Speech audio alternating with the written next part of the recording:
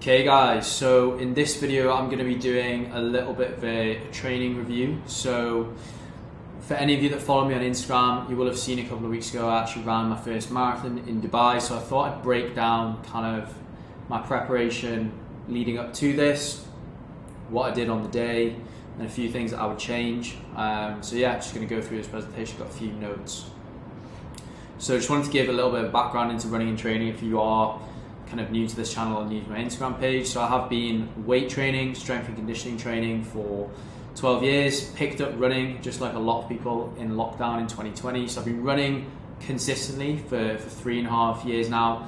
And again, you'll know if you consume a lot of my content, I combine the running with the weight training. So I have technically been hybrid training for 3.5, almost 4 years now. I would say it's only really in the last 2 years that I've been running properly and really developed as a runner. What I mean by that is, I think a common mistake that people make at the start when they pick up running is they just go out and run, which is fine. Obviously you will make a little bit of progress doing that because it is a new stimulus on the body, but I would just go out and run as fast as I could. I got obsessed with the 5k and tried to reduce my times there, and I did, but you will hit a sticking point where you don't actually progress, and often you will get injured because quite often you are running too fast. But over the last 2.5 years, I've been following proper running programs, entered a lot of races, done quite well there, and actually been following a more structured setup with that. And over the last 3.5 years, really, I've been running consistently 30 kilometers or more a week. And more recently in the last year, I've been hitting 45k plus, and at the moment I'm hitting minimum 50k a week on a recovery week, and on a building phase we're hitting closer to 60, and that's probably the amount of running that I'm going to be doing over the next few months. So that's a little bit of background into what I'm doing while running at the moment. So this was a solo marathon, and there's a few reasons why I did it. My brand has developed a lot over the last few months, and I've kind of moved from online coaching, just people for body recomp and building muscle, into more of the hybrid training space. But I'd never actually run a full marathon myself. I did actually prep for a marathon a couple of years ago, the Edinburgh Marathon in 2021, but I did the entire prep. I did all the long runs, the whole thing, know exactly how it felt, and I got injured at the end. I hurt my foot, so I only ended up running the half marathon for that event. So I'd never actually ran the full distance, and just felt a little bit wrong to be coaching people through hybrid training and not having done a marathon myself. But I knew I had it in the tank. I just never actually gone out and done the distance or in a race setting. So the goal was just to cover the distance. I had already entered the Barcelona Marathon for three months time in March 2024. So I wanted to go onto that race prep and just focus on developing my speed rather than wondering what does it actually feel like to run that distance. So I went out and did it, and now I'm confident that I'm going to do well in that race, so goal achieved. But I just wanted to break down kind of what my goal was going into it and what ended up happening basically. So I always had in my head I wanted to run sub 3:30. I knew I had it in the tank. That's what I trained for a couple of years ago when I was prepping for the marathon. I think back then, in hindsight, probably wasn't fit enough to hit that. I remember doing those long runs like 30, 32k and feeling pretty fucked by the end of them, but I think that was more of a hydration and fueling issue, which I've done a lot of research into over the last couple of years since then, and I feel like I've kind of nailed that down at the moment. Obviously running in Dubai, you do really need to be on top of especially your fluid intake and hydration intake there. So I ran it, well the goal was to run it at 3:30, ended up running it in 3:22, and on reflection, like thinking back on it, I reckon it was probably a 6 to a 7 out of 10 in terms of difficulty. I wouldn't say at any point it was actually hard. Obviously, the last 8k your legs are a little bit sore and it's a bit tough, but it wasn't hard, and I never hit the wall at any point. I do think that's because I really have put in the work with my running. Like, I've run over 5,000 kilometers on Strava. I've done over 2,000 kilometers this year, so I'm a very fit individual at this point. And I think I know that my fueling strategy was on point.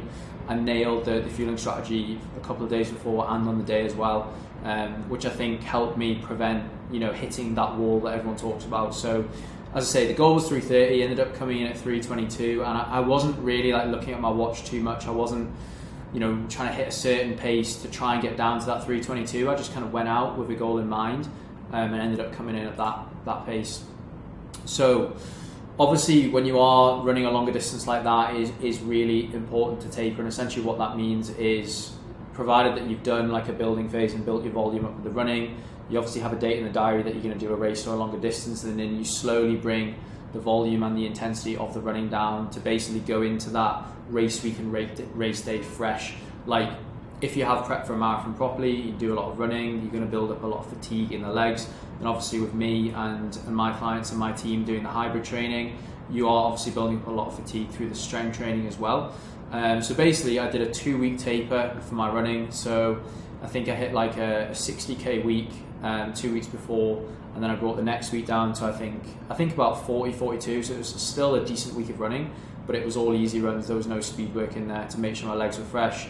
And then with the strength training, like, I'll never miss my strength training sessions, I'll never take them out of the routine, but I just basically really pulled down the weights in the gym. Like, I was working at like probably an RP 4 or 5, literally just going in. It was more like kind of active mobility, if you want to call it, just to keep the legs taken over. So that's what I did there. Nutrition pre-run, now I will mention later on in the video, I'll probably change this a little bit. Well, I will change it a little bit going into the Barcelona marathon, but this is what I did for this marathon. So I carb loaded the day before. So I ran it on the Sunday, carb loaded on the Saturday, took on 650 grams of carbs. I think it came out to just under 4,000 calories, still hitting 200 grams of protein, about 90 grams of fat. And then, 5 litres of water the day before, which is pretty standard for me anyway. Like, we live in Dubai, sweating a lot anyway, and just regular electrolytes, which again is normal, but I just took on a little bit more the day before just to make sure that I was fully loaded with carbs and fully hydrated, to make sure that I was in a good position to run. Obviously the carbs being stored as glycogen in the muscle, so that put plenty of fuel in the tank. What I did on the day, so again, in Dubai, very hot at this time of year. November, gets up to 30 degrees midday, it's 25 degrees by 8 o'clock. So I knew that if I was going to do this properly, I'd have to get up early. I didn't actually end up getting up that early. I think I started at 5:45 in the morning. So I had a bagel and some peanut butter about an hour before I ran, I would say, about just before, about 4:45 in the morning.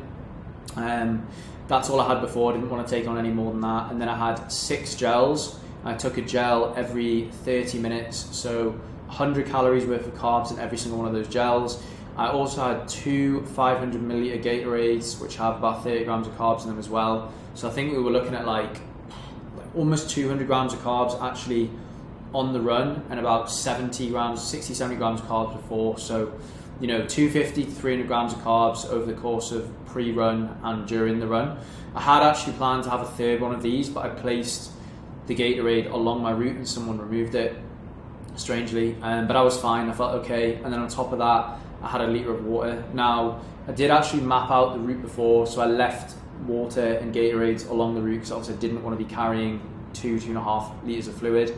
But it worked really well. I was just constantly sipping on water, took a gel every 30 minutes, tried to take the Gatorades with the gels as well, so it was like a 50 to 60 grams of carb hit, and it worked really well. I never bonked, I never hit the wall. I got a tiny bit of cramp in the last 2k, but by the time I was at 30k, the sun had come up, I was sweating a lot more. So when I had to go and do this in Barcelona, it's not going to be as hot, so I don't think that's going to be an issue if I follow kind of this kind of template. And I will say that I was having plenty of salt the day before, had some salt in the morning as well, and I did have a couple of hydration tablets, forgot to mention that here. So I nailed the fueling strategy basically.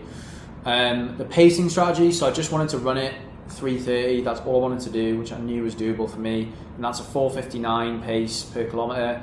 I wanted to hold a 4:55 just so it would give me a buffer if I did bonk in like the last 10-12k. Again, I'd never actually covered the whole distance. Anything over 31k was new territory for me. So I did go conservative. Like, I was making sure that for the first 30k I was running way under what I could. And I will say that's probably the one thing that I learned from the marathon is, like, there's going to be that, half marathon to 30k where you are actually running a lot slower than you could. And that's quite a difficult thing to do mentally, but you've just got to basically not be an idiot and run too fast. And then if you've got more energy in the tank for the last 10k, then you can send it, I guess. So this was the pacing result, and like, honestly could not have been happier with it, to be honest. You can see how consistent it is, obviously split over 2 screenshots here, but first kilometre 4:57, and then the final full kilometre was 4:35. So it was within a 22 to 23 second range the entire thing.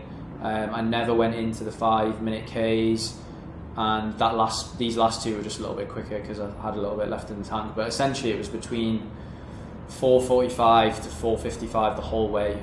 Literally couldn't have gone any better, which is why I think that I could have pushed it a little bit more. Like, you can see my heart rate in a race setting probably should have been a little bit higher than that. So yeah, just nailed it. And I think the reason I was so consistent with it is just because, again, I didn't want to hit a wall. I didn't want the last 10k to be super uncomfortable, and it's just down to the fueling, just constantly putting carbohydrates into your system and just burning through them. It gives you that energy and you never really get fatigued. And then this was the result at the end, so 42.21.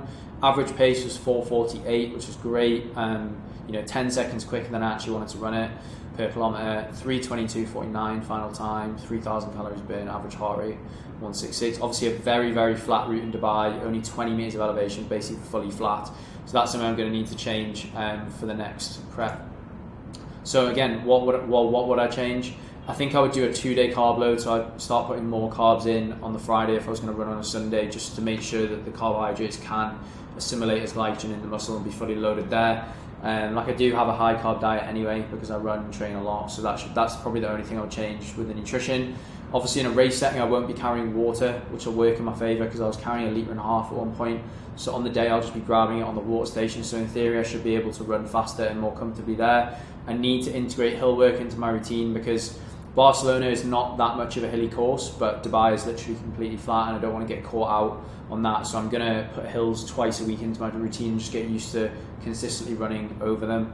Run faster, I think I've got a lot more in the tank, so I'm going to train for sub 3:10, and my routine going forward is 2 easy runs a week, a tempo session, running faster than marathon pace, and then big long runs, which is like long run pace, and then integrating marathon pace sections in there as well. Again, so I did this marathon with no specific marathon prep, so I think if I can train properly for it and get everything on point, I think sub 3:10 is definitely doable. So that's a little bit of an insight into that. Just wanted to kind of document the process there. If you're not following me on Instagram, please head across to there and follow me. Handle is Joe_is_fit. If you are interested in learning how to become a better runner alongside strength training, alongside building muscle, hit the coaching link in my bio there. We do one-to-one coaching, people all over the world, fully remote. So yeah, I hope that was insightful.